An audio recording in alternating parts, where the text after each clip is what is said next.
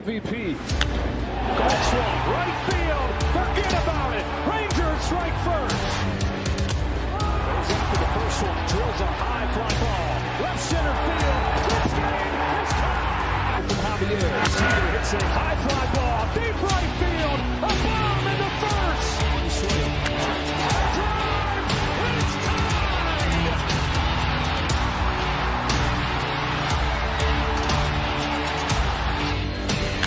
Seager smashes the ball. Down line. Goodbye. Now Seager to right center field. Way back there. Gone again. Corey Seager does it again. It's Texas Rangers win the World Series. The Willie Mays Most Valuable Player Trophy presented by Chevrolet. Is there any doubt? Corey Seager. Hi, and welcome to another edition of Right on Rangers Live, coming at you in the 8th inning of an 8-4 ball game. Good guys on top. Good to see you. Hope you're having a great Sunday. Look, Rangers trying to make it interesting, unnecessarily late here, but Cole Winn in the ball game, and Cole Winn we trust, one of my favorite pitchers up and coming for Texas. He has been nails. Look, obviously doesn't have the sample size of some of the other relievers in baseball, but the lowest ERA among relief pitchers, really among all pitchers in baseball at the moment. Cole Winn, that splitter has been Evo levels of filthy. And speaking of Nathan Eovaldi, bro was outstanding today. Excellent. Exactly what the Rangers needed in really, at this point, what feels like must-win games. I don't want to overuse that phrase. I don't want to make that phrase just be nothing.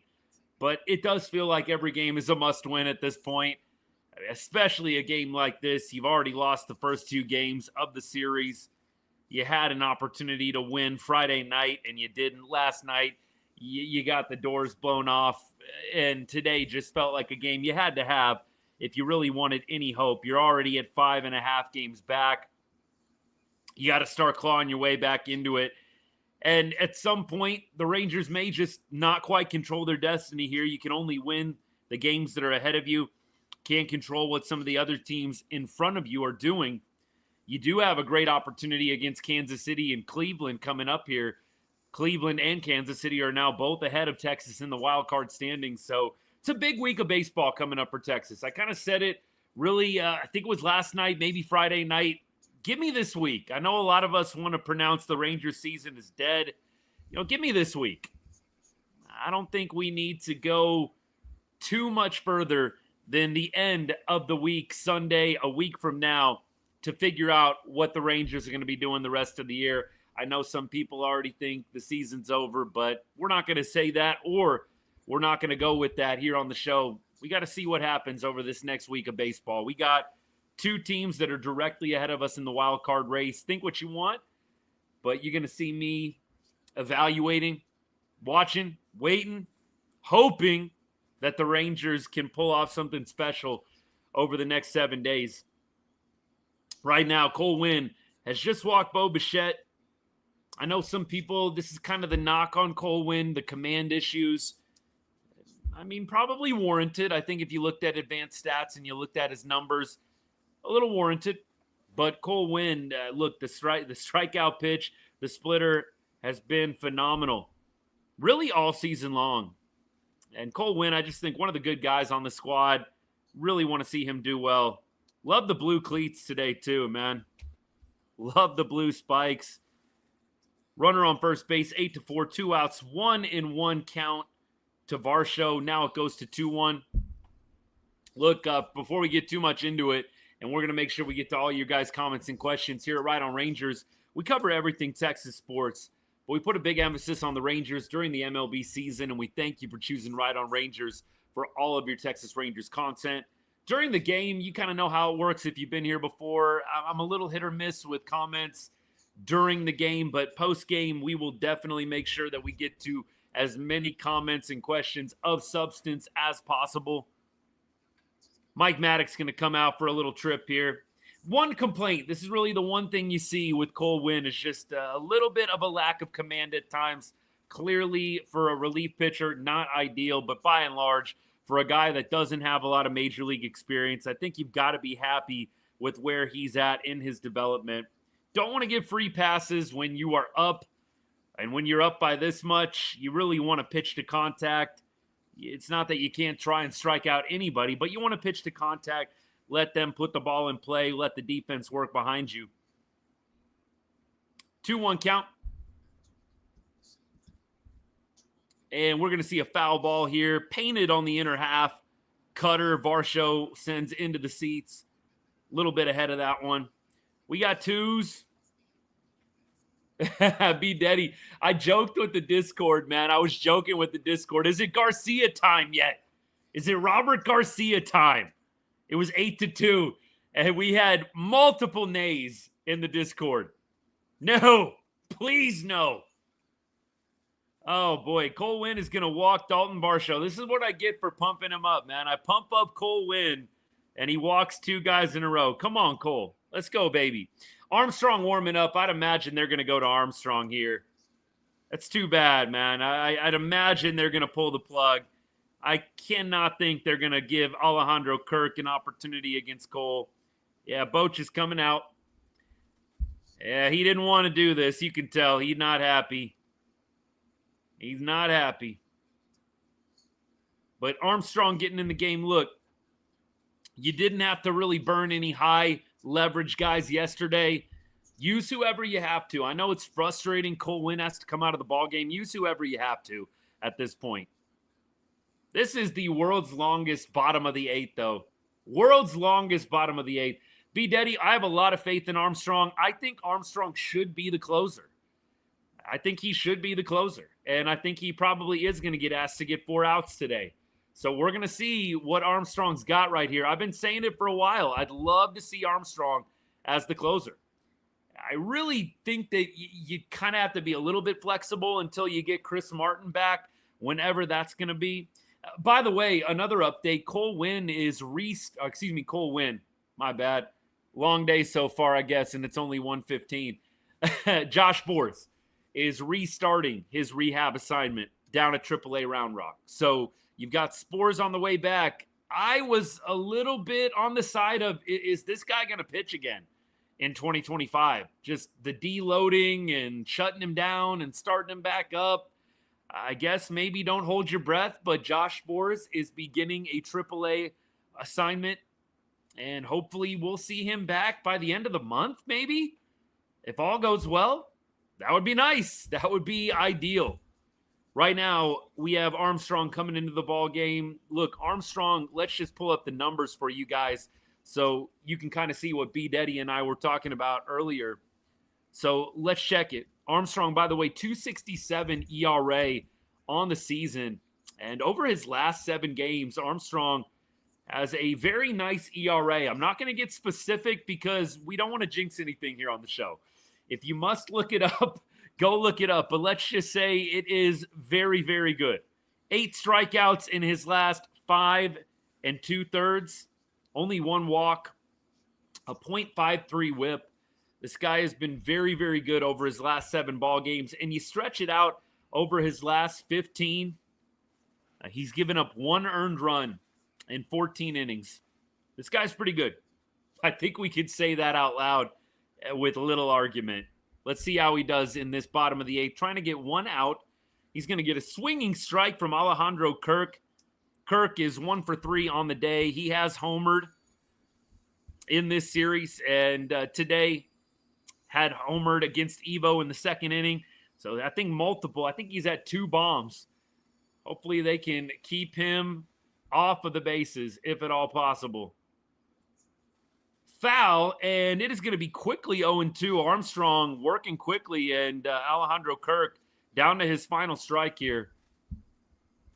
Runners on 1st and 2nd, thanks to multiple 2-out walks by Rangers young stud Cole Winn. Armstrong looks like, or Kirk, I should say, in his career against Armstrong is 1 for 5.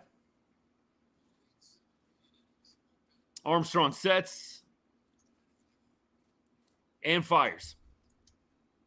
Ball on the outer half. It looks like, we're going to get good foul territory. Beautiful. That was right in the biggest spot of foul territory. Duran runs over, makes a nice play. Look, Duran had a little bit of an interesting play to lead off the inning. Hobie Milner, unfortunately, gives up a home run to George Springer. Probably should have just been a solo shot. Ezekiel Duran just not totally comfortable going back on that tough ball over the first baseman's head, right down the line. You get kind of the triangle there of Marcus Semien. You have the right fielder and, of course, Duran coming in. It's just tough. Josh Smith playing in right field today. But probably should have only been a solo shot. But George Springer hits a 2-run homer, makes it an 8-4 ball game.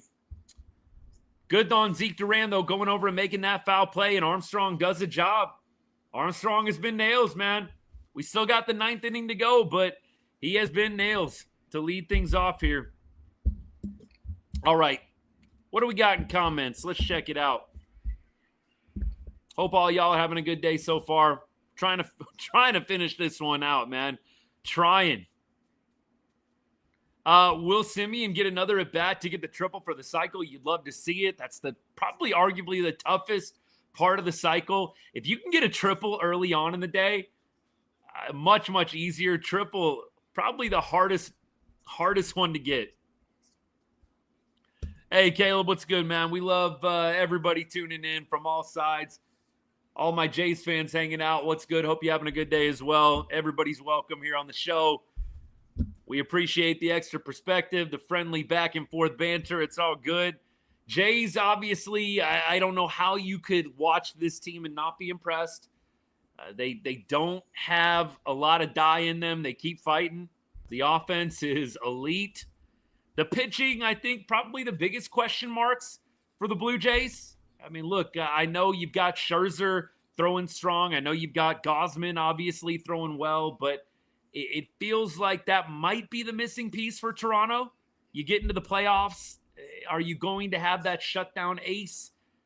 That would be my only hesitancy with Toronto. No hate. Really like what I'm seeing from them. And Seager is going to have another extra base hit. Leadoff double for Corey Seager. Hit the softest homer of his career earlier in this game. And Oppo Taco looked like a routine fly ball off the bat. Just kept carrying. And it would have only been a home run in Boston at Fenway or down in Houston. Only 3 places that ball would have been a home run. Rogers Center in Toronto, Houston, and Boston. We'll take it. We'll take it at this point. Jock Peterson in the ball game, pinch hitting. He's going to get his first AB here. He's going to quickly ground one to second base. Does get Corey Seager over to third, so a productive out for Jock, but probably not what you want to see in that moment from him. First pitch swinging. You get the runner over, but come on, man. Come on. Ed, I'm sure hoping we can get to this finish line, man.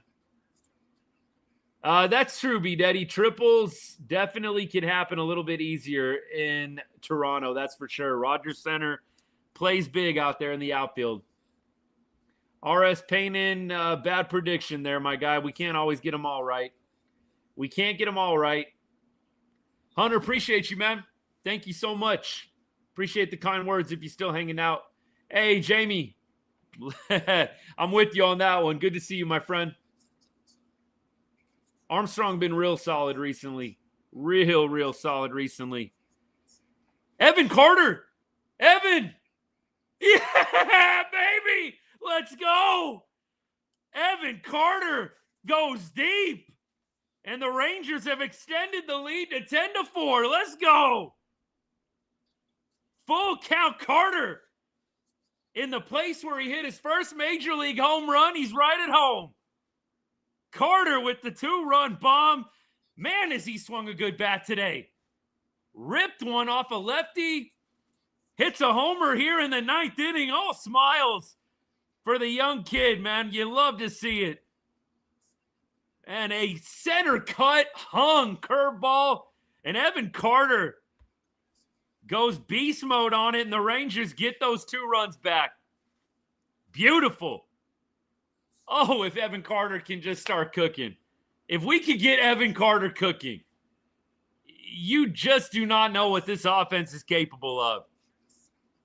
You love to see it. Marcus Semien not going to get the cycle here, unfortunately. First pitch, typical Semi fashion. First pitch swinging, and he's going to roll it over to third base for the second out of the inning.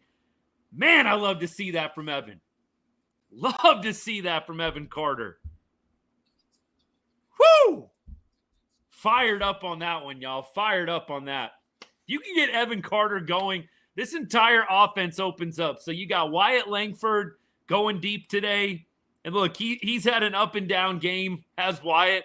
He went deep today. You got Evan Carter swinging a good bat. Cody Freeman comes up, immediately has an impact.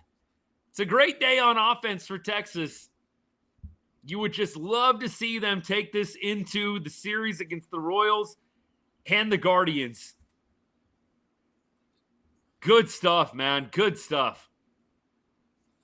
Zeke Duran up right now. 1-1 count. Let's see what the first baseman for Texas today is able to do. Berger, by the way, pretty good game. Zeke subbed in for Berger and 0 for 1 so far on the day. Berger 1 for 3 with an RBI. Berg's been looking good of late. Berg has been looking good of late. I think the numbers over the last 7 games are pretty good. 467 over his last 7 games, Jake Berger. Feels like quiet 467 too. Like, I don't know, it maybe hasn't necessarily been loud contact, extra base hits left and right, but the dude has nearly a 1,200 OPS in his last 7 games. We're talking about Jake Berger here. He has been a much-needed breath of fresh air offensively. Good for him. EC definitely looking much better today, John. Absolutely. Great contact. Dan, I'm with you. Carter, if the Rangers are going to go on a run, and it's I don't know if it's a coincidence, probably at this point, but you remember Evan Carter, they went up to Toronto in 2023. Obviously, they didn't win this series, but they swept Toronto in 2023. Evan Carter had his first major league home run. The rest is history. They went on quite a run after that. Zeke is going to walk here, so we're going to bring up Cody Freeman. Good. Let's see Cody get another hit today. Come on. Yeah, Rangers have been great with runners on base today. They've been outstanding. We keep going. Look, Ed, I'm with you. The comment, by the way, YouTube and X, for all of y'all that can't see, and you guys have heard me talk about this as well. Look, as much as we like Josh Smith, we love Josh Smith, I'd love to see Evan Carter start leading off. I'd love to see Evan Carter start being a leadoff guy. I think that's the long-term play anyways. I think this year you just struggled to find consistency, and Josh Smith, I think, filled in the leadoff spot admirably, but I'd love to see Evan Carter start to become the leadoff guy. That's who you want. You want a guy with wheels. You want a guy that can get walks. Evan Carter can accomplish that. Today, no walks for him, but 1 for 5, hit the ball well, big homer. I'd love to see Evan Carter take over the leadoff spot. Wouldn't mind seeing Josh Smith hit second. I think ideally, B-Deddy, it's Carter Langford. I think Carter Langford Seager is your ideal if you can pull it off. You have got total chaos on the bases with Langford and Carter. Granted, Wyatt Langford's got to figure it out on the base pass, man. The pickoffs and some of the boneheaded moves he's made on the base pass this year, he's got to fix it. And I think he will. Still young, but nevertheless, I think the ideal is you've got those two speed demons up at the top of your lineup, putting the ball in play, getting on base, and then you've got Corey Seager cleaning it up behind him.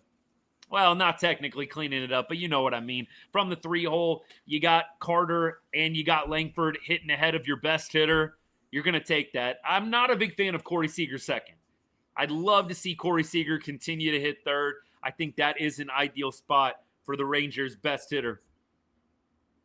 Cody Freeman's going to ground out here. Pretty hard hit, 97 miles an hour off the bat, but he's going to ground out. Cody is going to be 1 for 5 on the day. Look, still a good day for the Rangers. Utility guy, right-handed Josh Smith is what I'm calling him at this point. Look, he'll catch on with a better nickname, I'm sure, at some point. But I like Cody Freeman a lot. I just feel like he's a spark plug, versatile, a guy that they needed to call up. You don't need to see anything else from Cody Freeman down at AAA. Bro has dominated at that level. Let's see what he's got. I mean, look, Josh Jung, I don't know if they're going to be benching him for all time. I think they're going to continue to give Josh Jung some reps, but I like the move. And Josh Jung, by the way, pinch hit in this game, went 0 for 1. Just looking up the numbers on Josh, last 7, he's hitting 167. Last 15 games, he has got a 586 OPS. Josh Jung has not been good over the last couple of weeks. He absolutely had a heater after coming up from AAA, but it has cooled off considerably. And at this point, I think that there are some question marks around Josh Jung and what he is going to be moving forward. Is this going to be a guy that breaks out and really becomes a solid mainstay in the middle of your lineup? I think it's fair to ask the questions. I know we've got some people, including myself, that love Josh Jung, so I'm trying to be objective here. But full disclosure, love the guy. You've heard me say that a number of times if you're a longtime listener. I love Josh Jung. But I think it's fair to ask the question, is this guy going to be the long-term option? He's a career 252 hitter, 723 OPS hitter.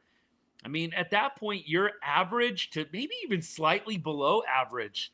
If you're just going by the metrics, by advanced stats, you're kind of getting into below average territory.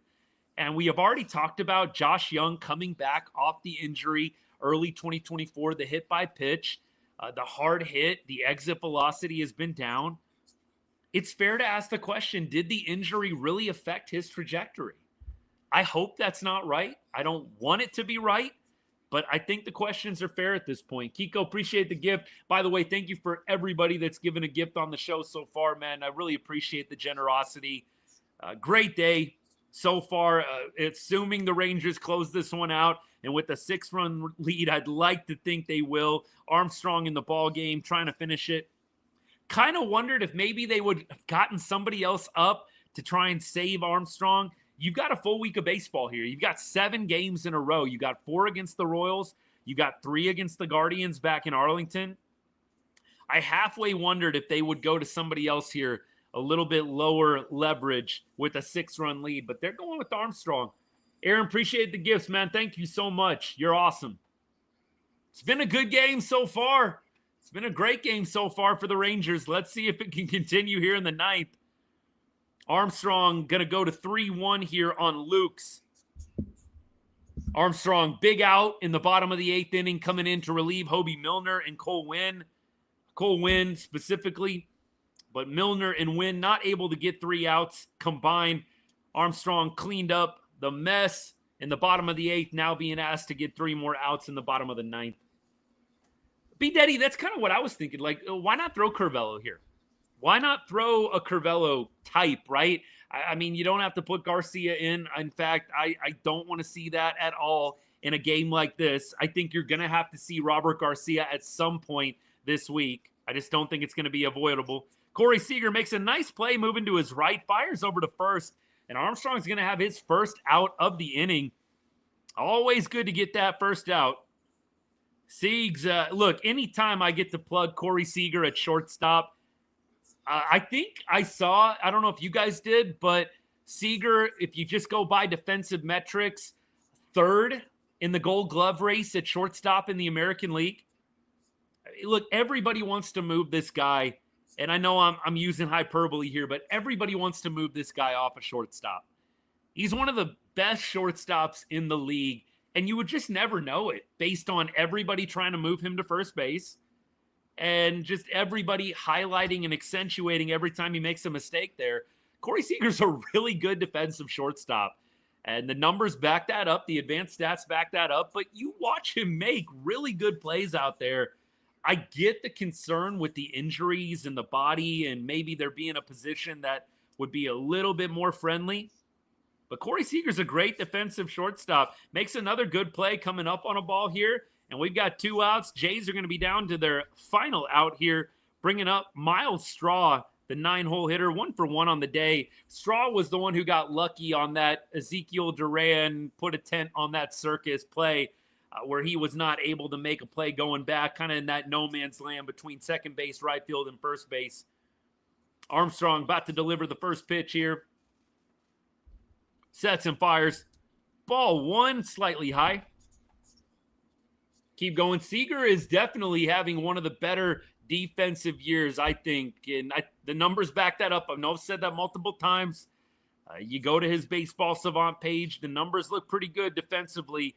Again, Corey Seager projecting right now about number 3 in the Gold Glove race, just based on everything that they look at when they decide on the Gold Glove. Clearly, there's an element of stats and metrics to it, but you definitely go off of a little bit of feel and eye test as well when you give out that award. Robert Garcia means win. Absolutely. Jim, hope you're wrong, but the Rangers definitely have an uphill climb. Astros losing 7-0 is nice. Ethan, you did guarantee it. You did guarantee it, my guy. All right. And the Rangers are going to win this ball game. Hello, win column. I know we're on the road, but cue the I Like Texas music. Rangers going to win this one 10-4. They salvage a game up in Toronto. First 2 games. Look, Friday night should have been a win. They should have won 2 out of 3 in this series, which would have been outstanding, but at least you get a win here. Kind of a must-win ball game, in my opinion. Nathan Eovaldi is going to get the win. That's his 11th win of the season. ERA, by the way, at 1.76, still sparkling. Gives up 2 runs in this one, 2 solo shots. Still a sparkling ERA for Nathan Eovaldi. Kiko, appreciate the gift, man. Thanks for hanging out. Good stuff today. You had a little bit of everything. You had outstanding starting pitching. You had great offensive ABs. Multiple guys with 3 hits. Marcus Semien had 3. Jonah Heim had 3. Wyatt Langford, Corey Seager each went deep. Evan Carter went deep. Just a great, fun game. A very necessary game for Rangers fans. I know a lot of us are becoming a little bit cynical about this team. You guys know I'm not. I'm still here. We're still holding out hope. We're not being delusional. We understand that this team has its flaws. By no means am I pumping this team up to be a juggernaut in the American League at this point. Could they morph into that? Probably. They sure have the guys to do it. They absolutely have the guys to do it. But right now, they have got to string together some dubs, and you got to start with the 2 teams that are ahead of you in the American League wildcard race, the Kansas City Royals and the Cleveland Guardians. You got KC for 4 games on the road, and then you come back home for some home cooking against the Guardians. This is a huge week for Texas. A lot on the line. If you can win 3 out of 4 against Kansas City and win 2 out of 3 against the Guardians, that is a really good week, an outstanding week. I think you got to win a couple series here, though. You have these 2 teams ahead of you that can create a lot of separation in the race if it doesn't go well this week. It's going to be huge. Raider, I'm with you. Friday night was our game. It was. We should have won 2 out of 3 in Toronto. Should have won 2 out of 3. Wasn't meant to be. JR, thanks for hanging out. No World Series talk from us. You're not going to hear it at Right on Rangers. I love the win today. It was a great win. You're not going to hear World Series talk from me. Now, look, is this team capable of going on a run? 100%. Many teams are. Many teams are capable of going on a run. And then the Rangers, with who they've got in the starting rotation, would it shock me to see them do well in October? No. But like I said to you guys, Friday night, Saturday night, would it shock me if this team falls flat on their face? Absolutely not. Like, either way, I would not be surprised. I wouldn't be. I think this team is still capable of doing some good things this year, maybe doing some great things.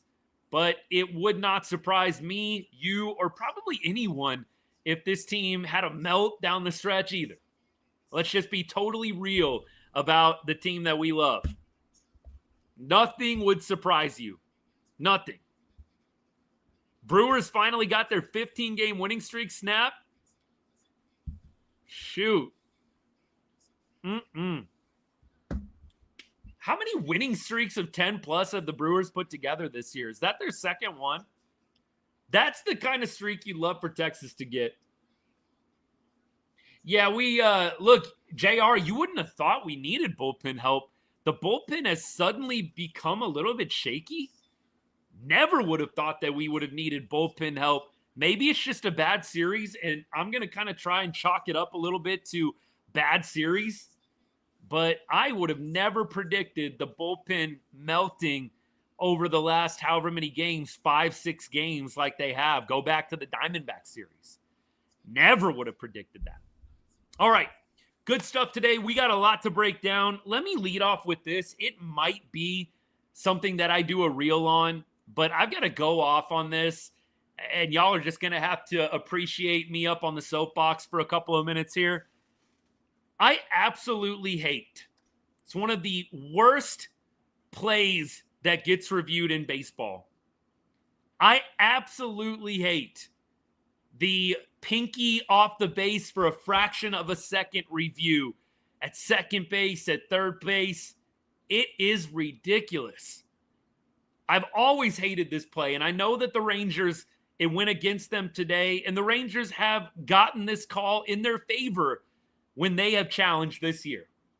I would be saying the same exact thing either way, and I think you guys who have been around for a long time, the long-time listeners, know this about me.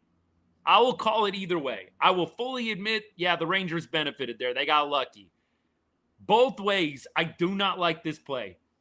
The review down at second base, Jonah Heim trying to stretch a single into a double.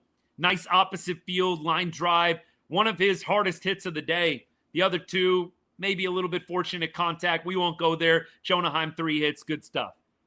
But the hand coming off the base for a fraction of a second getting called out. I'm sorry. It's the worst reviewable play in baseball. It is not what replay was meant to do. It was not meant, replay that is, to be utilized to judge a pinky coming off the base for a fraction of a second while the tag gets held. It's the stupidest reviewable play in baseball, and I hate it, and I will die on this hill. It's not what it was intended for. There's a couple of reasons that I hate it. First of all, the umpires can never call it. The naked eye can never call this play correctly. Promise you. Umpires will never call that play right. Second of all, what can you do to practice this?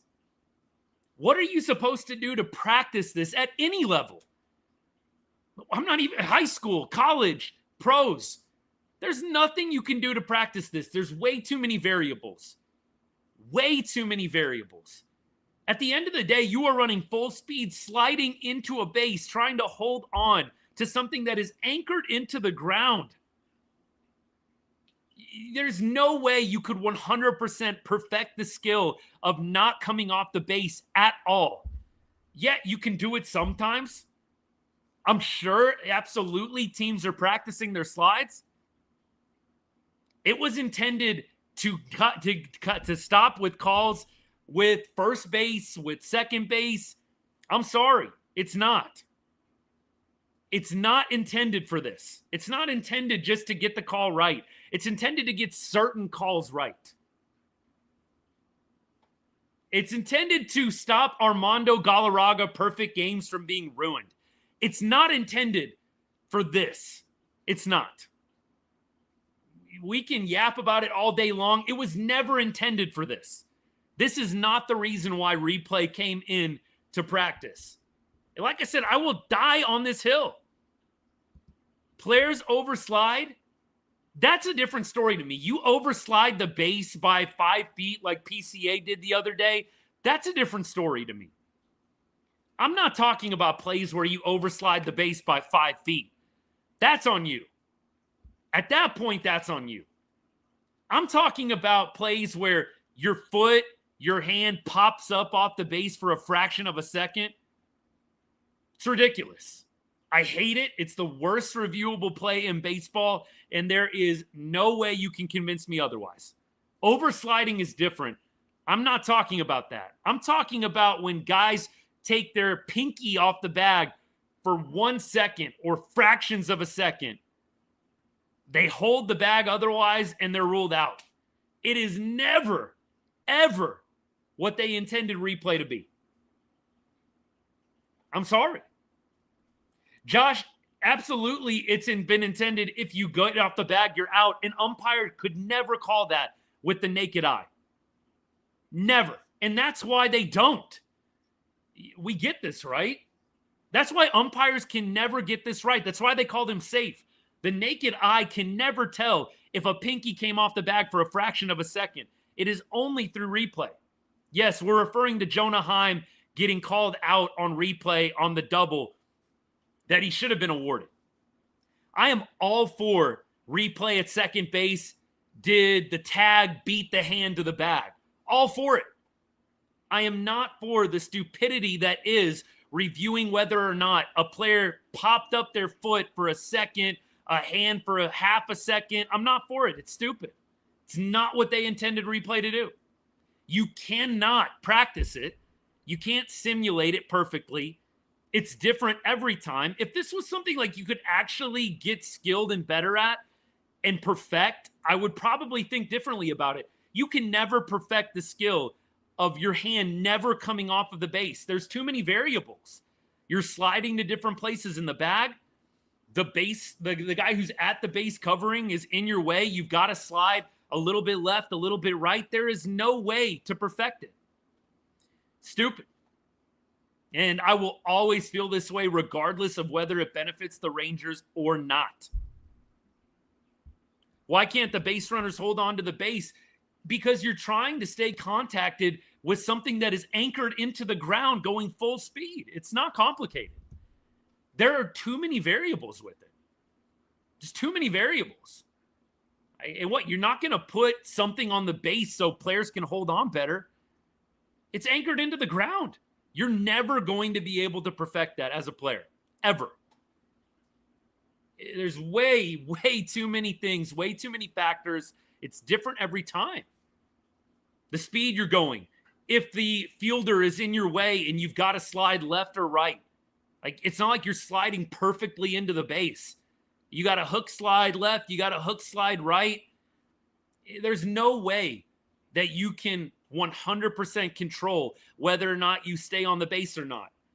And ask yourself this, if guys could, then why aren't they doing it?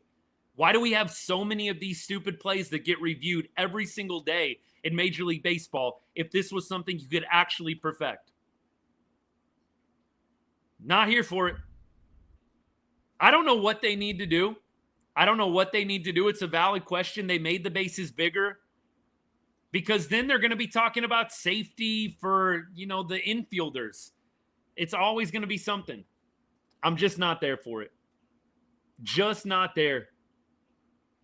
Feet first, but then, Josh, you get the foot popping up because that's what some people are saying. And look, it's a valid question. Some people are saying don't slide head first. You slide feet first, and then your cleat, one little cleat pops up. One spike pops up off the base for a second, and you're out. We're just talking about Jonah Heim and the overturn and how I hate the reviewable play. Did his pinky come off the base for a fraction of a second? We're not talking about oversliding like PCA the other day, oversliding second base by 5 feet. Yeah, you deserve to be out there. But if you can mostly keep the bag, you beat the throw, your hand beats it, your foot beats it, and you mostly are maintaining the bag all the way through, you're not oversliding. Just don't think it should be an out call. Don't think it should be an out call at all. I'm sorry. I could make some on-the-fly comps, but I've gone on about this too long. I might just have to do a video on it and take all of the backlash that I may get, but I will die on this hill. I hate this reviewable play at second base, at third base, where the hand, the finger, the pinky, the big toe, One spike comes off the base for a fraction of a second, and they call the guy out.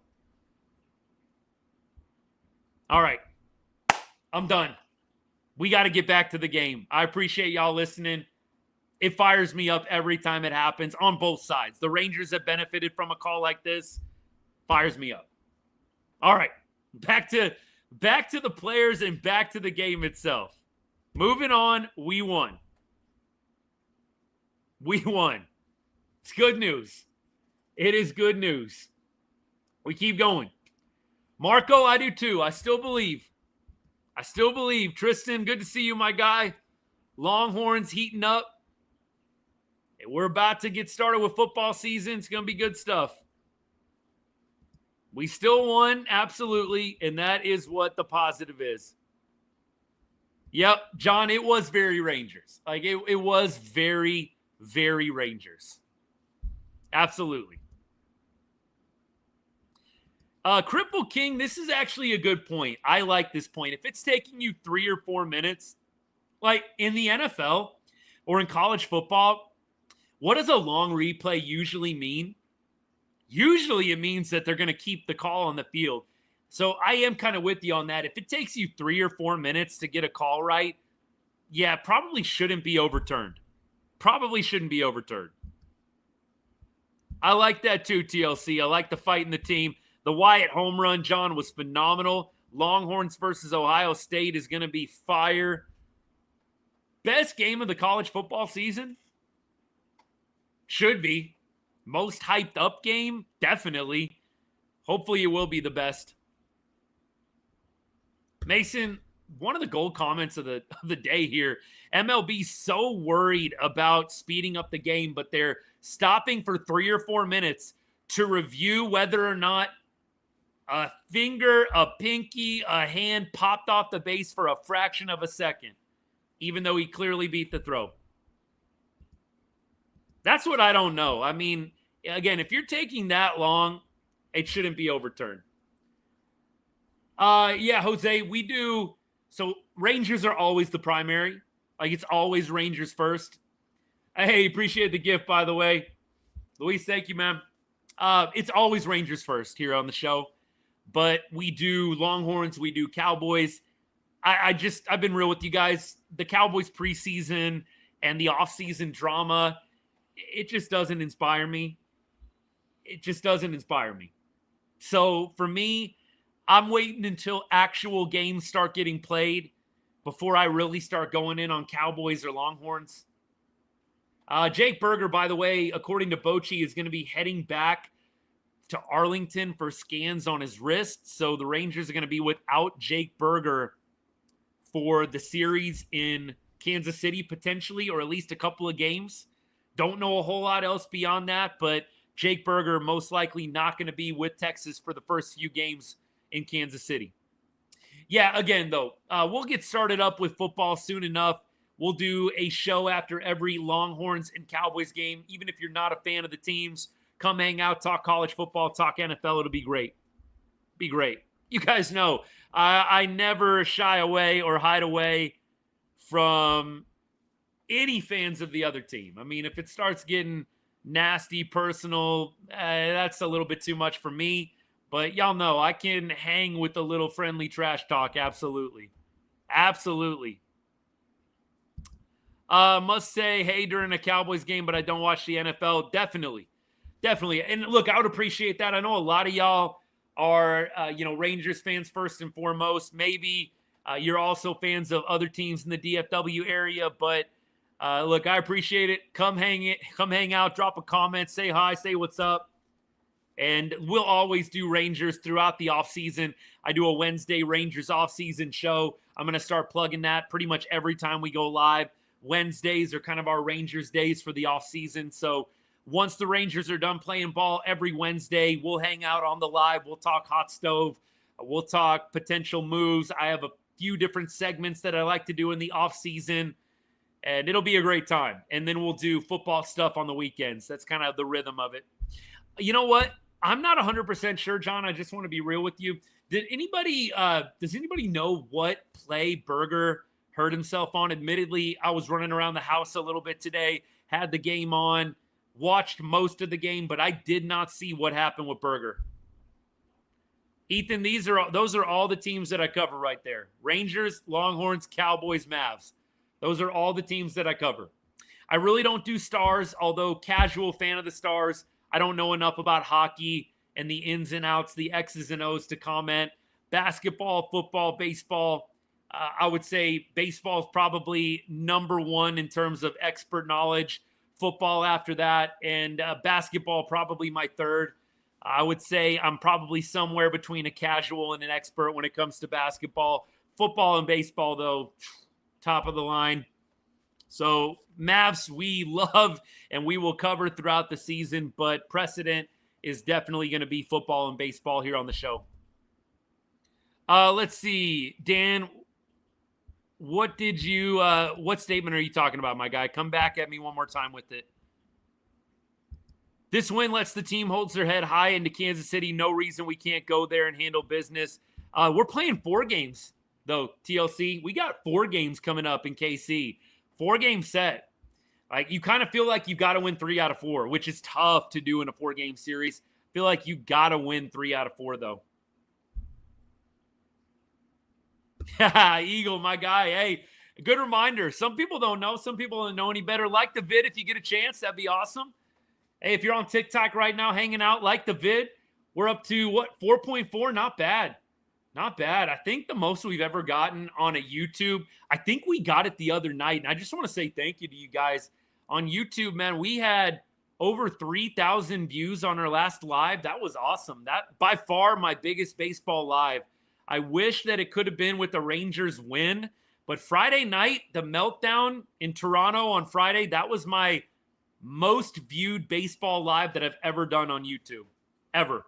And then last night, I was over 2,000 views. Normally, just for a little bit of perspective, I'm at like 300, 400 on YouTube. On TikTok, we get up over 1,000 routinely. You guys are awesome. But YouTube, I was very, very impressed. I had no clue that those 2 lives were going to blow up like they did, but it was awesome. So, yeah, hey, like the video, drop a comment. Everything helps, guys. Thank you so much. Guardians lost? Guardians lost, huh? All right. Good stuff, man. I got to go and pull up the standings right now. Let me actually pull up the scoreboard. So Astros lost, Guardians lost. What did the Royals do today? St. Louis and Yankees are knotted at 4. So we're going to do some scoreboard watching for the rest of the show here.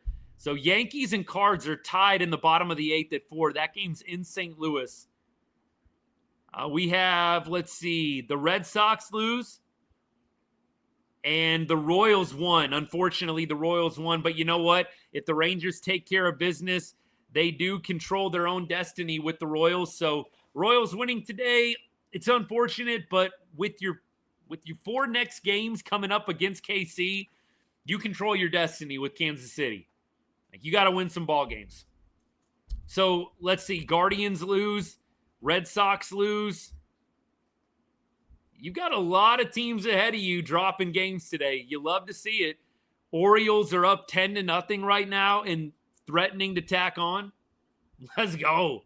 Royals did come back. Josh, I saw that they were ahead, actually. I saw that. Cole, appreciate the follow, by the way, man. Thank you so much. Hey, if you've been hanging out for a while, haven't followed the show yet, this is what we do pretty much every Rangers game, man. This is the vibe. It's pretty laid back.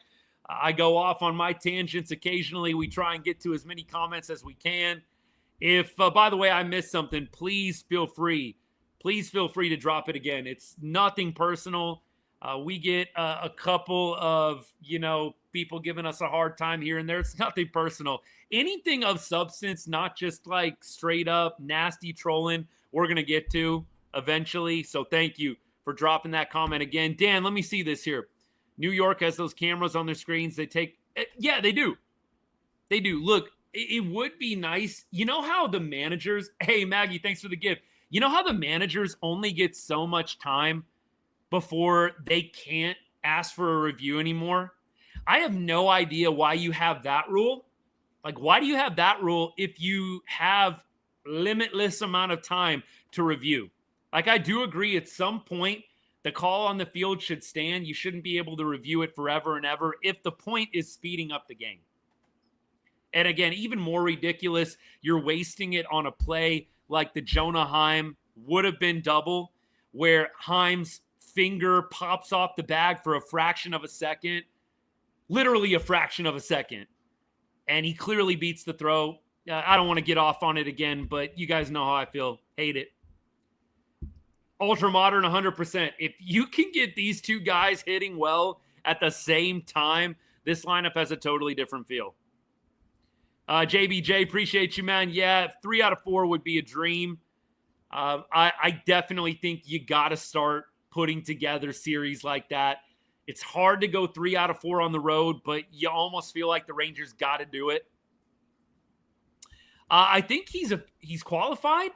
I would think that Eovaldi has officially qualified now. I will look and see on MLB if they've updated the ERA leaders, but I believe Evo has now officially qualified. Let me see here. There's strikeout leaders. Looks like he has not. MLB is not officially listing him yet, but let's see. We just played game 124, right? We played 124 games. So Nathan Eovaldi has to have pitched 124 innings, I believe, for us to have qualified. And Evo is at 123. 123, man. He's 1 inning away from qualifying. So you would think that if he goes 6 strong against Cleveland on Friday night, which I think is what he is right now lined up for, Friday night, back home, which I love, man. Home fans get to see Evo. The city connects. Yes, sir. So he is 1 inning away from qualification right now. 1 inning away. Shoot. Hopefully he can get it next time. He won't if he goes like 4 or 5 innings, but if he goes 6 or more, I believe he has it. Bullpen, I think, might have just had a bad series, Ralph. I really do feel that. Appreciate the comment, man. I think the bullpen just had a bad series. I think that the bullpen is going to get back on track, y'all. I really do. Maggie, thanks again for the gift. Comment says, we could do 3 out of 4, but against the Royals is what scares me. Well, we all have that bad feeling, that bad taste in our mouth from the home series against the Royals. Y'all remember back in June, the Royals were on a 6-game losing streak and swept us. That was totally inexplicable and nothing that I was expecting. I sure hope we can go to Kansas City and give them a taste of their own medicine. Josh, yes, we did announce that beginning of the show. Spores going on, or at least, I don't want to say going on, starting back up a rehab assignment at Round Rock. Might we get Josh Spores back for the end of August? Let's look and see what the velocity is. I'm going to be intrigued. What is Josh Spores' velocity on that fastball? It was like 92, 93 before they did the deload. That is not going to work, y'all. It is not going to work to have Josh Spores throwing a little harder than Hobie Milner from the right side. And no disrespect to Hobie. Y'all know Hobie Milner, the GOAT. Gave up a bomb today, but Hobie Milner has been awesome this year. I just don't think we need any more soft-throwing right-handers. Jax, no way, man. We're not giving up. It's not looking great right now. But if the Rangers can put together some series wins in a row, especially against the Guardians and the Royals, 2 teams that are directly ahead of them in the wild card, here we go. Way too much faith in Robert Garcia. It's not about faith in Robert Garcia. I don't have a lot of faith in RG right now. I think he needs to be pitching in blowouts, and that's about it. But at this point, I just don't want to see him coming anywhere near a game with a lead that you've got to win, especially. Keep rolling. Thank you to all y'all. Appreciate all the comments. Eovaldi, I think, absolutely should be in the Cy Young conversation. Indy, I don't know if you were talking about that per se, but I think with that ERA being what it is, you have got to consider strongly Nathan Eovaldi in the Cy Young conversation. I know some of the advanced stats go Tarek Skubal's way in the AL. I just think you have got to consider this guy in the conversation. Skubal's ERA at 2.42 right now. Evo half a run ahead of him at 178. And Nathan Eovaldi, look, the numbers are just phenomenal. He's only got, he's actually even with Tarek Skubal right now in wins. I know that pitcher wins aren't what they once were in terms of deciding a Cy Young race, but I just think it's going to be really hard to ignore a guy with a sub-2 ERA who is potentially going to get 15-plus wins this year if he continues to pitch like this. Nathan Eovaldi, I think, has to be firmly in the Cy Young conversation, and he'll should qualify on Friday night against the Guardians. We keep going. Appreciate all y'all hanging. What else we got? Yeah, that would have, Mike, you're right. Had Evo gone another inning today, he would have qualified. Evo is at 123 innings. You have to have pitched as many innings as games that your team has played. Rangers played their 124th game today. Evo only pitches 123 or gets to 123 today, so he'll have to wait another start. Look, let me go off on something else. And this is no shade at Rangers fans, because I really do feel like Rangers fans have had to endure a lot this year, especially with the offense. But I know we don't necessarily love Toronto. I know that Toronto is not our favorite team, and we all remember bad memories from 2015, the Bautista bat flip, all that stuff. But you guys hear me say this with Houston. I don't necessarily like them, but I respect the Toronto crowd. The Toronto crowd is literally going nuts over a Bo Bichette double down 4 runs with 2 outs in an inning. Like, the Toronto crowd was fire this weekend. I got to give them respect. I know it might not be what all y'all want to hear. I wish that we could have a little bit more of that in our ballpark. I know that fans are a little bit cynical, a little bit jaded because of the offense. This isn't shade at Rangers fans. I actually get it. But I would love to get some of the vibes that we just witnessed up in Toronto at our home field. I would love to see it. They're going nuts over a hit down 8-2. Down 8-2, they're going nuts over a base knock. You can hear them. Like, feels like a playoff game. They're down 6 runs, and a guy's hitting a single, and you can hear the crowd audibly go nuts over it. I'm just like, you don't hear this at Rangers games. And I can't blame the fans, because the team has not been great at times at home, has not been great at times this season. But let's just make this more about respect for the Blue Jays fans. They brought it this weekend, and they've got a really good team, obviously, that they're watching. So sure, you can make that argument. I was impressed. And again, don't take it personal, Rangers fans. I'm not getting on you. I actually kind of agree with you. The team has not brought it this year offensively. This has not been the most exciting of teams to watch. Have there been some great moments? Absolutely. But I would love if Globe Life could sound a little bit more like the Rogers Center down the stretch here.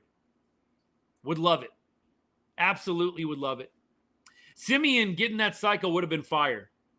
It absolutely would have been fire.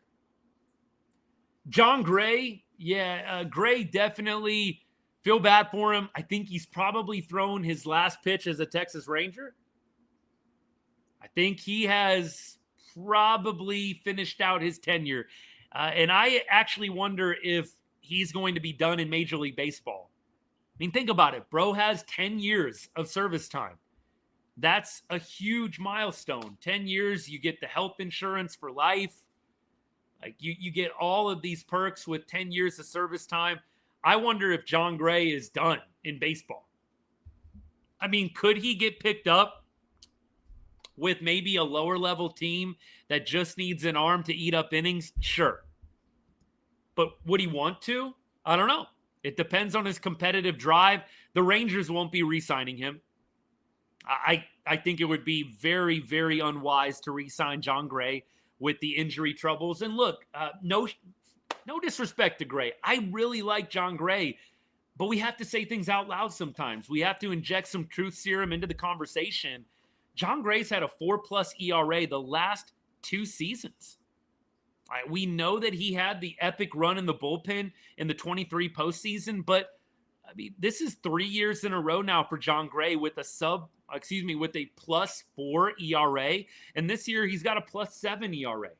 So, John, thank you for the memories. Nothing but respect, my guy. Nothing but respect. But I just feel like at this point, it's time to part ways. And it might be John Gray parting ways with Major League Baseball. No shame in it. World Series champion. First round draft pick by the Colorado Rockies. Has been to some all-star games. This is a guy with a great career. I mean, obviously not going to the Hall of Fame, but this is a guy with a great career. So no shame if he decides to hang him up. 10 years of service time. He's got a ring. All-star appearances. He's had a good career. We'll see what happens with him. Wish him nothing but the best recovery. And if he wants to keep pitching, I'll be a fan from a distance. Obviously, don't want to see him pitch well against the Rangers, but I will be a fan as long as he's playing. Keep rolling. Yeah, he was. He was. Absolutely. I really thought John Gray in spring training looked great. I thought he was going to be a legit contributor in the starting rotation. Things changed. But I thought, yeah, Leiter or Rocker is going to find themselves on the outside looking in. John Gray is going to be a legitimate starter for us, and it just never panned out. Uncle Ruckus, I'm with you. Like, it would have been great. Honestly, it's been there. Like, Friday night, I know that it wasn't like a great offensive night minus the 2 homers. Right? On Friday night, we had Higgy hitting a bomb and Semien hitting a bomb, and then the rest of the offense got 3 hits. Like, Friday night, I would not call, an offensive masterclass. Like, we had literally 3 hits outside of the 2 bombs that made it 5-0 or whatever it was, or 5-2. It definitely was not an awesome offensive series in Toronto, but today was a great game for the offense. It was outstanding. All right. Rocker is in AAA. Rocker's in AAA right now.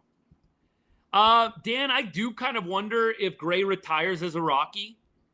I mean, obviously he spent, 3 years with Texas, but I do kind of think he might go home back to the Rockies.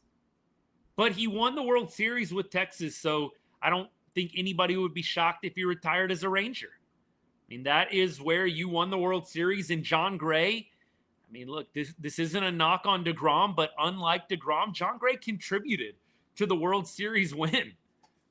I watched John Gray pitch in Game 1 of the World Series in Arlington live. It was awesome. He was great. I think that there is an argument maybe he does retire as a Ranger. We'll see. What's the pitching matchup look like for Saturday if Evo pitches on Friday? Yeah, I think you're going to get Leiter, Dan. I think Evo is going to be Friday night, and then I think you're going to get Leiter. You're going to get a light show on Saturday. And then who is it after that? Corbin? Right? I don't know.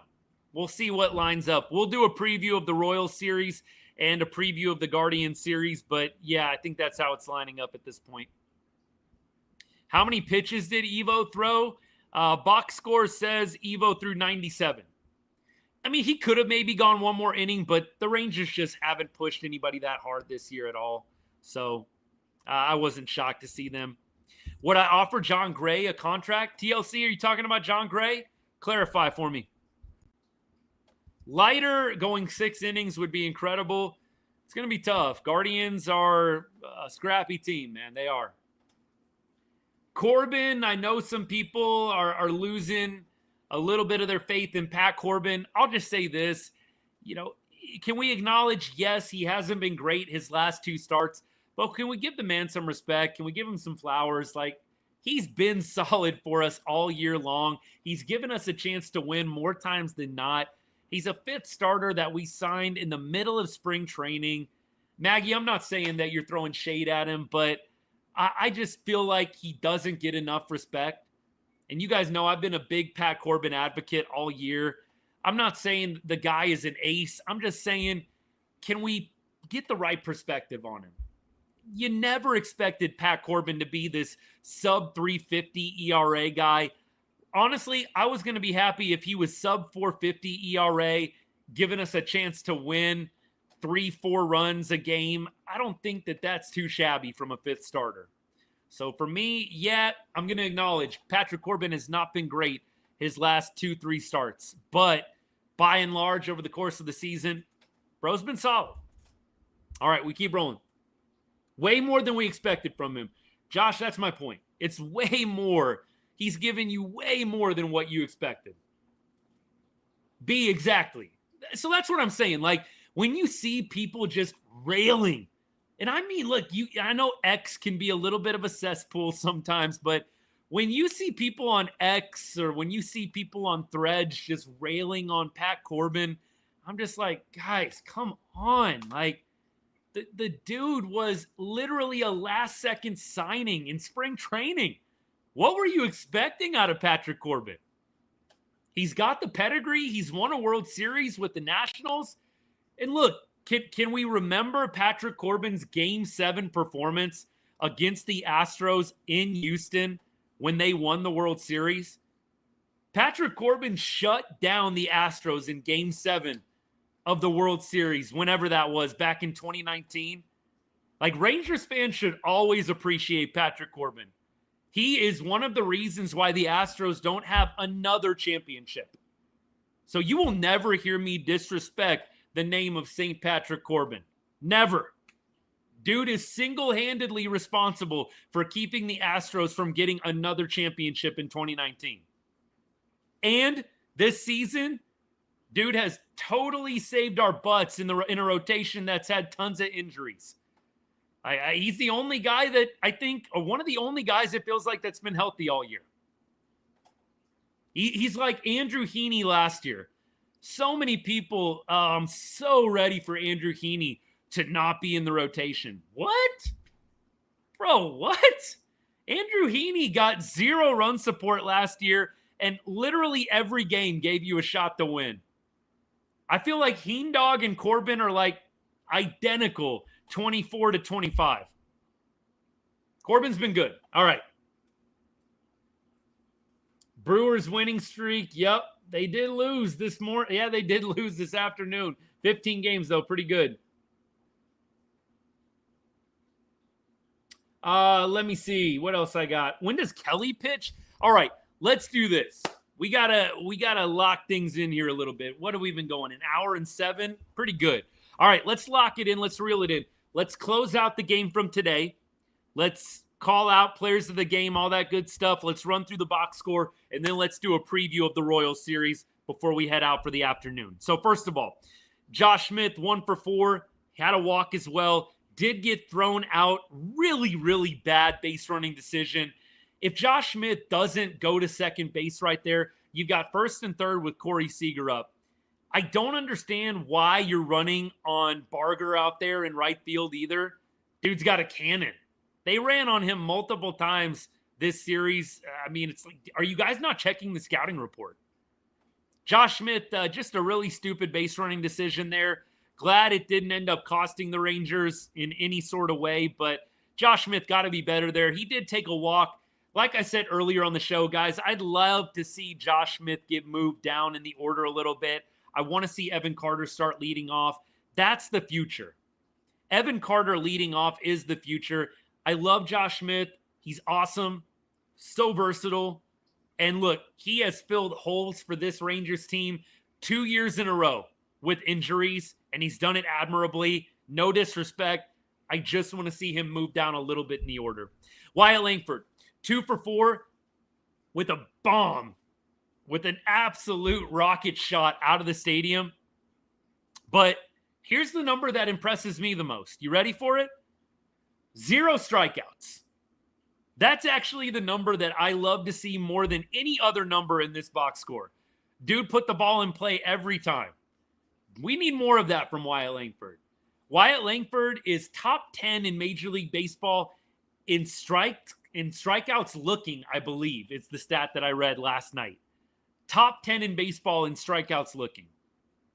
I mean, it's got to change. I think he'll continue to get better, but that is the stat that I love the most from Wyatt. 0 strikeouts today. Corey Seager, 2 for 5, had a homer, had a double, 2 extra base hits. That home run one of the softest home runs of his career, one of the shortest home runs of his career, would have only been gone in Boston and in Houston. But look, Corey Seager, I think fans are starting to get a little restless with him. You're not necessarily seeing elite Seager down the stretch. The numbers, we read out the advanced stats to you guys the other night. The numbers are still elite for Corey Seager. Don't listen to anybody trying to tell you that this guy is no longer elite. He's still an elite hitter in Major League Baseball. He's gotten unlucky this year, and he hasn't had a whole lot of people getting on base ahead of him. Can we just be real about it? He's got Josh Smith hitting ahead of him. Josh Smith has had not a great second half. It's been okay, but not great.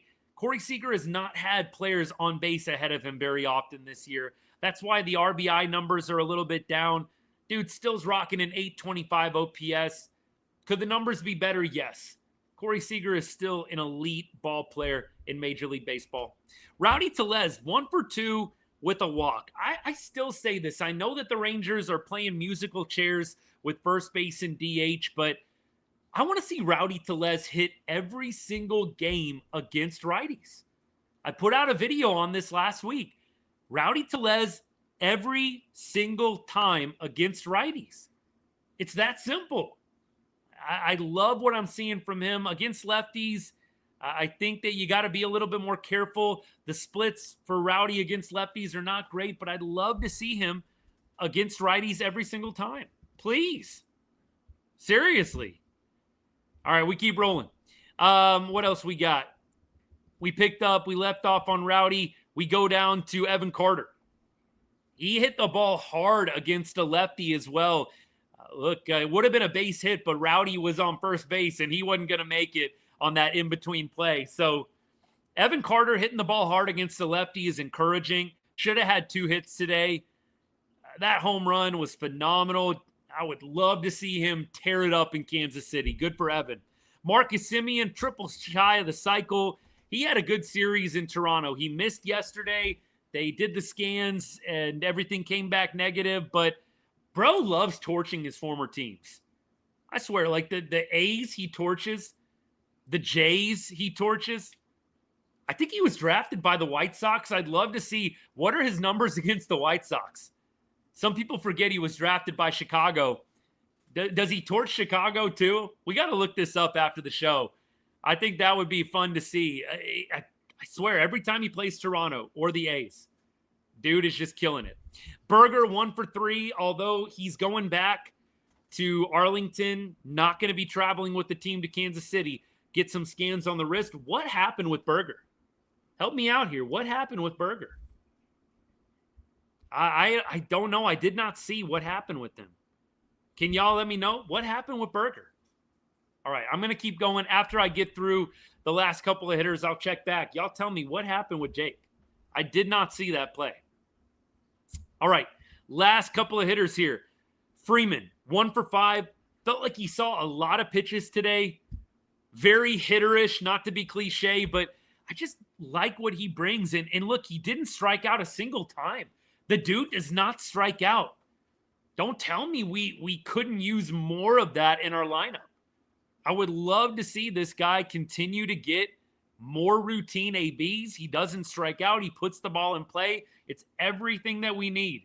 Everything we need. Maggie, by the way, I see your comment here about Adolis. I think that if the Rangers are still in a playoff spot, or let me put it to you this way, they're still in the playoff hunt, I think that he'll end up coming back and playing. I think if the Rangers are out of it, we may have seen Adolis' last at bat as a Texas Ranger. I don't think if the Rangers are out of the race, there's any way they're giving Adolis Garcia ABs that they could be giving to Cody Freeman or anybody else. So time will tell on that. Jonah Heim, got to feel good for him going 3 for 4. Look, the OPS was about to dip below 600. Jonah Heim and Nate Lowe have been 2 of the worst offensive hitters in all of baseball this year. And Jonah Heim is going back-to-back years among the worst hitters in baseball. The double down the line that should have been was nice. He got a little lucky on a couple of his hits. But look, put the ball in play and good things happen. So I don't want to poo-poo Jonah Heim's performance today. It was actually pretty solid. And look, 3 hits, you'll take that every time. I don't think there's anything that can prevent Jonah Heim from not being on the team next year. And in fact, I think if they decide to bring him back, it's baseball malpractice. I think you've got to reset the catcher position. I know we've got some Heim truthers out there. I'm not one of them, although I really do like Jonah a lot, but I'm just not a Jonah Heim truther.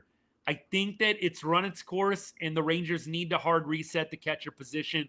Same thing with right field. I think you've got to hard reset right field. No more just going back to the same old. You've got to make some tough decisions and start fresh with a couple of spots in the lineup. But look, Jonah Heim, love everything that he gave to the organization. 2023 All-Star starter, Gold Glove winner, World Series ring. It's been great, but I think the Rangers need to move forward. Malcolm Moore, I don't think is going to be ready. I don't think he's going to be ready. Wrist discomfort. Okay, wrist discomfort, Kiko. Thank you. So maybe just swinging the bat. Maybe it was just like swinging the bat. I don't know.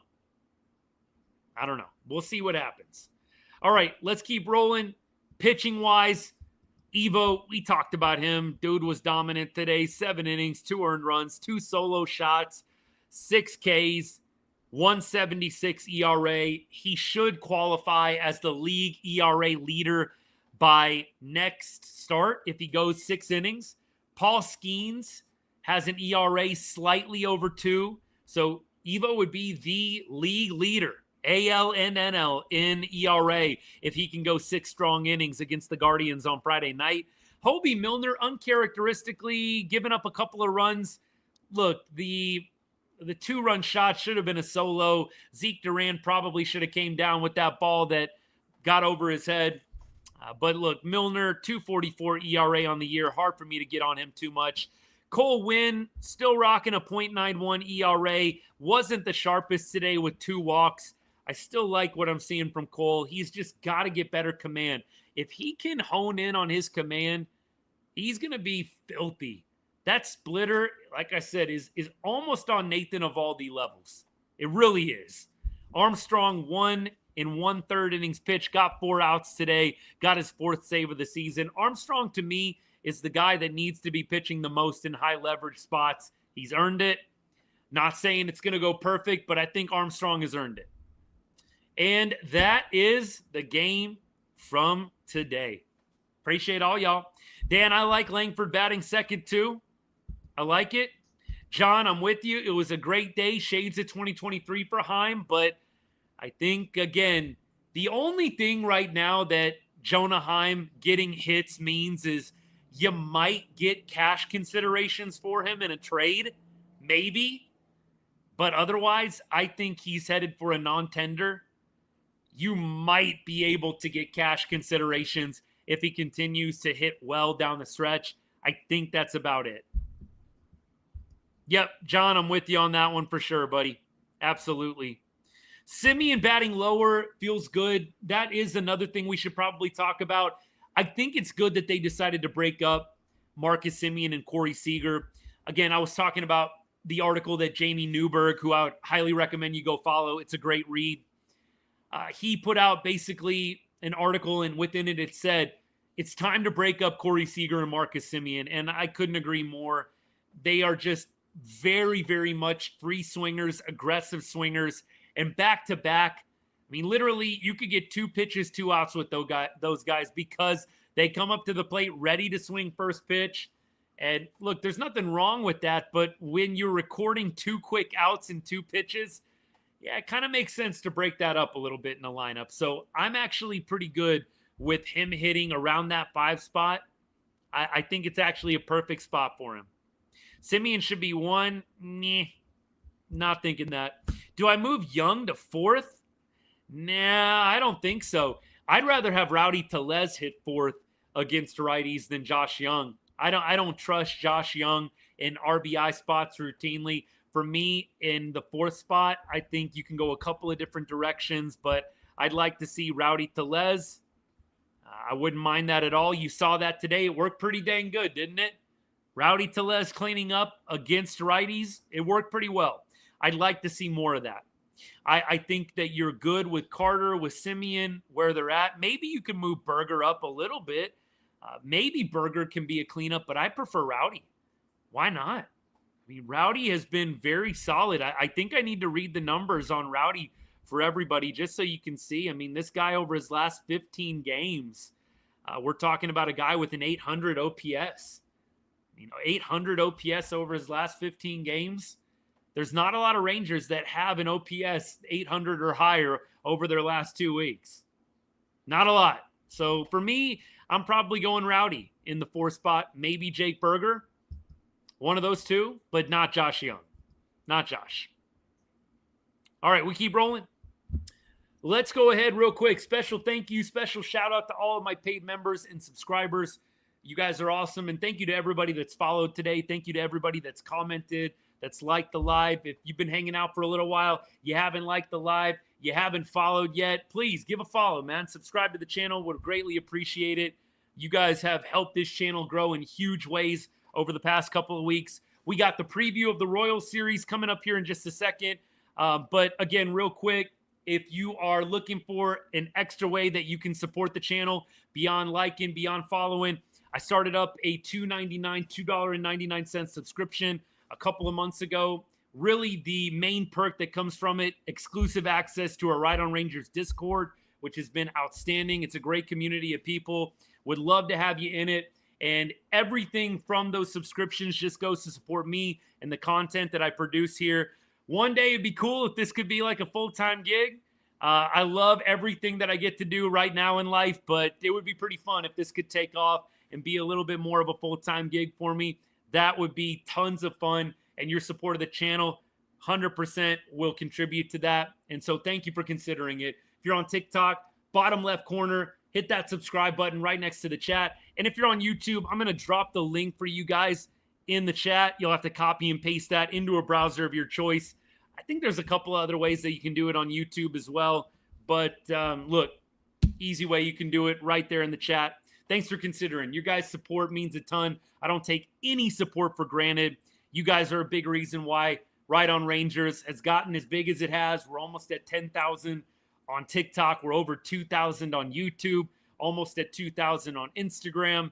Number of different things are going well for me and for the channel, and you guys are a big reason for that. So thank you, thank you, thank you. No support gets taken for granted here on the show. Link doesn't work on the phone. Ryan, there should be a way that you can do it. If you go to a video, maybe just like clicking off like a short or something like that. I don't know what it is about the link. I'll double and triple check it, my guy, but I definitely will look into that to make sure that the link is solid. But if you go to one of my shorts on YouTube, there should be a button that says join. There should be like a button that says join or subscribe or something like that that you can click or that you can tap on your phone, depending on whether you're on a device, which device you're on. So check it out that way, Ryan. Would love to have you a part of it. And Ryan, if you do figure it out, I want to give you my email address as well, buddy, just in case. It's just austin@rightonrangers.com. You'll need that because that's how I'm going to get you into the Discord. YouTube doesn't have like DMs. I guess if you're on TikTok or X or another social media platform, we could do it that way. But save that email if you can, my guy, austin@rightonrangers.com. And look, would love to have you a part of the Discord. It's the only thing that I monetized on the channel. Only thing. Thank you for the follows, though. Thank you for everything. Means a lot, guys. Let's do the preview of the Royals series, and then we're going to wrap things up. So we have 4 games coming up in Kansas City. And tomorrow night starts it off. We're going to have Jack Leiter on the mound against Michael Wacha. Wacha's actually had a pretty good year, 3.35 ERA. And let's just dive right into the matchup, and then we'll give you the pitching matchups for the rest of the 3 games of the series. Leiter at a 3.94 ERA so far. And Kansas City against Leiter. Michael Garcia looks like he is 2 for 3 with an RBI. India 0 for 3. Isbell 0 for 2. Pasquantino 0 for 2. Salvi 2 for 3 with 2 homers. That's right. Salvador Perez took Jack Leiter deep twice. They tagged Jack Leiter in June. I hope that Jack comes back with a little bit of a better outing against them a couple months later. Rave 0 for 3. Bobby Witt 2 for 3 with the bomb. That's right. Both Perez and Witt, I think, took him deep in the same game. I think Jack Leiter gave up like 3 homers combined to them back in June. So Leiter needs a bit of a bounce back start here. Yastrzemski 0 for 2. So pretty small sample sizes with Leiter and the Kansas City Royals.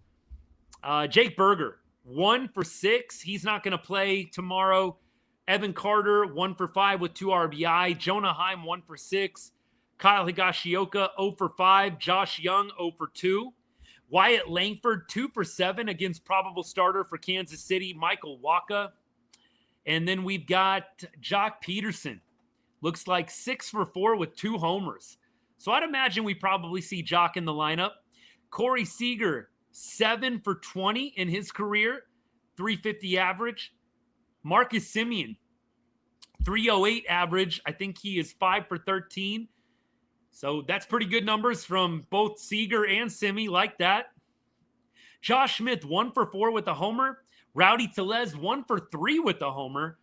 I think there's some encouraging things here with Michael Wacha and the numbers he has against Texas in a good way for the Rangers. Should see the right-handed starting pitching lineup. Always a welcome sign. Never love seeing the lefty lineup out there, y'all. I'm not going to lie to you. Much rather we face righties. The righty lineup is just so much more potent than the lefty lineup.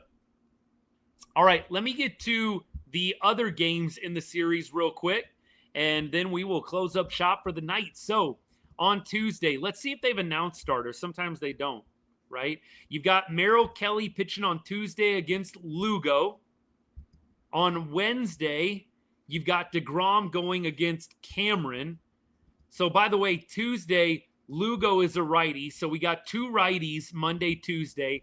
Wednesday, we are facing a lefty in Cameron who has a really good ERA, 2.47 ERA. So tough lefty going up against Jacob DeGrom and the Rangers on Wednesday. And then Thursday, the getaway day, you are going to be facing Mike Lorenzen, former Ranger Mike Lorenzen. That's a bit of a juicy matchup. Lorenzen has not had a great year. He's 5-8 with a 4.43 ERA. Mike Lorenzen pitching against his former team. That'll be a little bit of theater. And Pat Corbin is going to be pitching in that one. So for the series, you've got Jack Leiter, Merrill Kelly, Jacob DeGrom, Patrick Corbin, and then Nate Eovaldi should be lined up to start Friday night back in Arlington. Here we go. 3 night games, 1 day game. 3 night games, 1 day game. Look, I'm hanging in there, Jack. I'm hanging in there. The Friday night and Saturday game were sickening. There's no other way to put it. Good game today. We're not back on the World Series bandwagon or anything like that, but I will say it felt good to get a win today. Let's see what they do. See what they do this week. This is a big week. You go 6-1. Shoot, you even go 5-2 this week. That's huge. Let's see if they can do it. I hear you setting the bar low, setting the expectations low, and you never know. But I think at this point, let this week play out. You're going to find out a lot about this squad. You really will. You're going to be doing play-by-play? That's good, man. I love it. I love it. Take a pic from your spot. Comment on one of my videos or something. I'd love to see it. I don't know if you can do picture commenting on YouTube, though. It's the only thing. I'd love to see it. All right, what else we got? Did I miss anything? Appreciate all you guys. Wacha is good, but who on the Rangers has the most success against him? Few guys. Semien, Seager, Rowdy Tellez, Josh Smith. There's quite a few guys that have had success. The bigger question for tomorrow is Jack Leiter going to have a good game? He got shelled against Kansas City. Bobby Witt, Salvi Perez, each took him deep. Salvi took him deep twice. So that's going to be, I think, the bigger question mark. Sweep of both would be huge. I'm not holding my breath on that, but it would be huge. What do I think will happen with John Gray? I think he might have thrown his last pitch for Texas. I really do, Colby. I don't think he is going to be pitching again this year with the issue that he has. I'm with you, Schlock. I'm with you on 5 at least. 5-2 feels like what you have to go. 4-3 feels like treading water. 3-4 feels like you're kind of knocking yourself out of the playoff race. 4-3 feels like a water tread, and 5-2, 6-1, 7-0 feel like we're firmly back in things here. Kind of got to see what the other teams ahead of the Rangers do, but when you're playing teams that are directly above you, I mean, it matters so much more. It really does. All right, y'all. Love you guys. Thank you for the support. We're at about an hour and a half mark. Time to go eat a late lunch, hang out, enjoy the rest of the Sunday before we get fired back up for the rest of the week. We'll be back tomorrow night, 8th, 9th inning. Same thing as usual. Hopefully talking about a Rangers win would be really, really needed and ideal for the Rangers to give back the sweep that they got from the Royals back in June. They did it in our ballpark. Let's take it to Kansas City. Do the same thing. That's the plan. We're sticking to it. Appreciate everybody that liked the show. Give it one final like. If you're hanging out, give the show a final like on your way out the door. If you're still hanging out and you haven't followed, what are you doing? Come on, let's go. We do this every night. You got the vibe. Hit that follow button so you don't miss another show. Turn those notifications on. We will continue to ride this one out, y'all. There's no quit. It's still looking a little bleak. I'm not going to lie to you, but this was a good stepping stone. Can we build off of it? That's going to be the big question. Can we build off of it? Here we go. All right. Have a good rest of the day and have a good week ahead. Hope to see you tomorrow on the show. And as I always say to end every episode, man, God bless and go Rangers.